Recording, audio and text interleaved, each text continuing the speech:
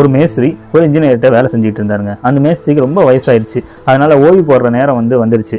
உடனே அவர் என்ன பண்ணாருன்னா, இன்ஜினியர்கிட்ட போயிட்டு இந்த மாதிரி நான் வேலையை விட்டு நிற்கிறேங்க ஐயா, எனக்கு இனிமேட்டு ஒர்க் பண்ண முடியல, ஸோ நான் இங்கேருந்து வெளில போகிறேன் அப்படிங்கிற மாதிரி சொல்கிறாரு. உடனே இன்ஜினியர் நல்லா யோசிச்சுட்டு என்ன சொல்கிறாருன்னா, எனக்கு ஒரே ஒரு உதவி மட்டும் செய்யி, இந்த ஒரு வீடை மட்டும் கட்டு, அது உன் பொறுப்பில் கட்டு, நான் தலையிட மாட்டேன், ஸோ இதை மட்டும் கட்டி கொடுத்துட்டு நீ இங்கேருந்து கிளம்பிடு அப்படிங்கிற மாதிரி சொல்கிறாரு. அந்த மேஸ்திரியா கேட்டுட்டு என்னடா இது, சரி இவ்வளோ தூரம் வேலை கொடுத்துட்டாரு செய்கிறாரு, நம்ம இதை முடிச்சு கொடுத்துட்டு போவோம்னு சொல்லிட்டு அவர் வேலையை ஸ்டார்ட் பண்ணுறாரு. வேலையை ஸ்டார்ட் பண்ணும்போது கடமைக்கு தான் ஸ்டார்ட் பண்ணுறாரு. நம்ம தான் இந்த வேலையை விட்டு போக போகிறோமே, இது நல்லா செஞ்சால் என்ன, செய்யலைன்னா என்ன, அடுத்த வேலை தரவா போகிறாங்க, நம்மளே வேலையை விட்டு போகிறோம் அப்படின்னு சொல்லிட்டு கடமைக்கு செய்கிறாரு. ஏனோ தானு கோணன் மானெல்லாம் செய்கிறாரு. செஞ்சு முடிச்சுட்டு கடைசியாக இறுதி கட்ட நேரத்தில் இன்ஜினியர்கிட்ட சாவி கொடுக்கறதுக்காக போயிருக்காரு.